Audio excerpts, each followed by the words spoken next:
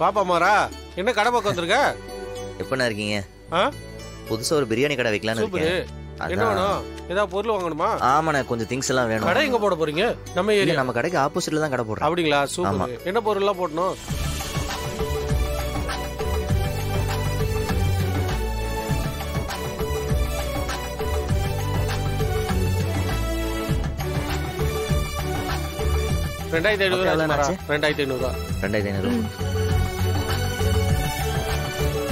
இந்தா இதுல எவ்வளவு இருக்குன்னு நீ பாத்து கூட.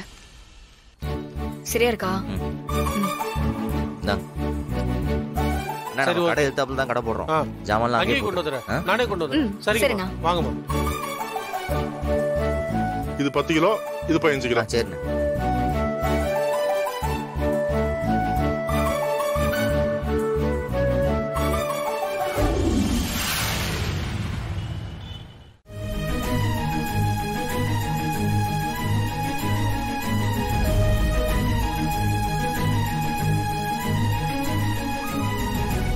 நான் சமைச்சது எப்படி இருக்க போகுது? இதை நீ எங்க சாப்பிடுற?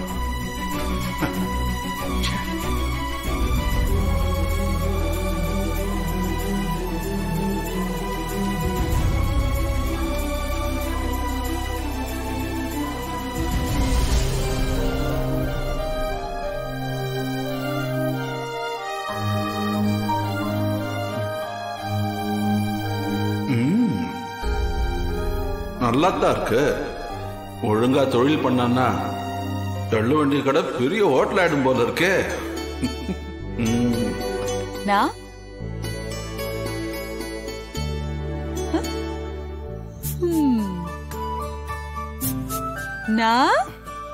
என்னன்னா பிரியாணி அதுவும் கதவெல்லாம் சாத்தி வச்சுட்டு சாப்பிட்டு இருக்க? அது மதிய கொஞ்சம் சாப்பிடல, வரும்போது வர வழியில ஒரு கடையில வாங்கிட்டு வந்தேன். ஓ, ஒரு கடையில வாங்கிட்டு வந்தியா இல்ல உன் புள்ள கடையில வாங்கிட்டு வந்தியா? எல்லா கடையும் எனக்கு ஒண்ணுதான். போதும் நிறுத்துனா, சும்மா என்கிட்ட நடிக்காத. எதுவுமே எனக்கு தெரியாத மாதிரி.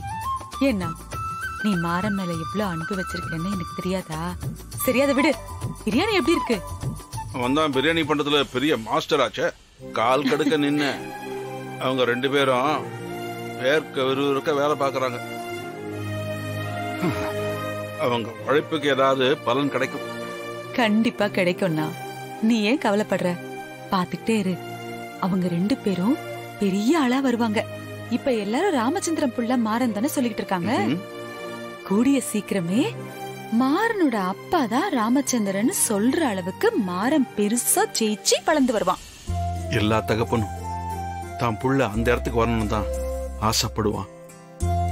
அவன் வருவான், எனக்கு தெரியும். நீ ஒரு வாய் சாப்பிடு. நீ சாப்பிடுனா? சாப்பிடு வள்ளி. நான் சாப்பிட்டேன், நீ சாப்பிடு. முதல்ல சாப்பிடு. சாப்பிட்டியா? எப்படி?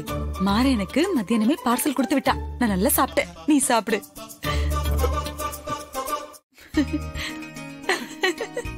சாப்பிடுனா?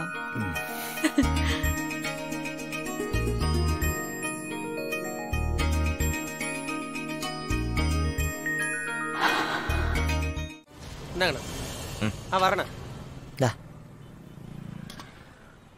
மச்சான், பணம் ஏதாவது வச்சிருக்கேடா? ஏன்டா, என்னாச்சு? பாப்பாக்கு உடம்பு சரியில்லடா. இருந்த மொத்த பணத்தையும் இப்பதான்டா வட்டி கொடுத்த மச்சான்.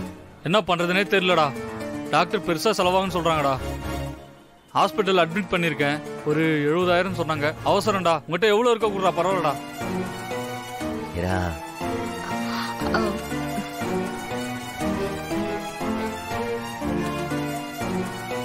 இந்தாங்க சிஸ்டர், இது கல்லா காசு. முதல்ல போய் குழந்தைய பாருங்க. இந்தாங்க பிடிங்க, போங்க. ரொம்ப தேங்க்ஸ் சிஸ்டர். வர மச்சான். தேங்க்ஸ்டா. போங்க. சம்மா என்ன பிரியாணி கட்டு? நேத்து 4 பேர் கடனா சாப்பிட்டு போயிட்டாங்கன்னு சொல்லி கடையவே மூடிடலான்னு பேசின. இன்னைக்கு என்னமோ எண்ணி கூட பார்க்காம மதர் தெரசா மாதிரி அள்ளி கொடுக்குற. உங்களை புரிஞ்சுக்கவே முடியலையே மதர். அது வேற கணக்கு, இது வேற கணக்கு. அது என்ன கணக்கு? பிரியாணி சாப்பிடணும்னு வரவங்க காசு இல்லாமலாம் வரமாட்டாங்க, சரியா? அது தெரியுது. இருந்தாலும் ஃப்ரெண்டு கடை ஃப்ரீயா சாப்பிடலாமன்னு உரிமையோட வராங்க. அதை போய் தடுக்கிறியே, அது நியாயமா? வியாபாரத்துல ஓசில கொடுத்தலாம் பழக்க கூடாது. அப்படி பழக்கணும்னா அப்புறம் அந்த வியாபாரம் விளங்காது. அதனால அப்படிலாம் பண்ணாத. அதுவே நட்புக்கு ஒரு அவசரம்னா காசை எண்ணி பார்க்காம எடுத்து கொடுக்கணும். அதுதான் நம்ம நட்புக்கு கொடுக்கற மதிப்பு, அந்த பணத்துக்கு உண்டான மதிப்பும். மனிதாபிமானத்துக்கும் தொழிலுக்கும் நிறைய வித்தியாசம் இருக்குமாரா. அதை நீ புரிஞ்சுக்கிட்டாலே பிசினஸ்ல ஜெயிச்சிருவ. என்னமோ சொல்ற. விட்டா பிசினஸ்ல சாதிப்பது எப்படின்னு ஒரு புக்கே எழுதுவ போலயே.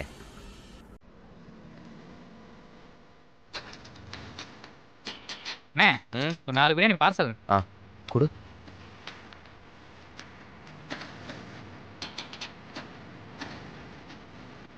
இந்தாங்க. இந்தாங்க.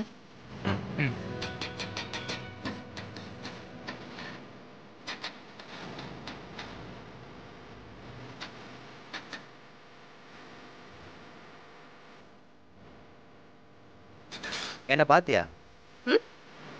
நான் ஏன் உன்னை பார்க்க போறேன்? இல்ல, என்ன பார்த்த மாதிரி இருந்துச்சு. இன்னைக்கு நீ மொத்த பிரியாணியை விட்டு நேற்று விட்டு படத்தை ஈடு கட்டி தர.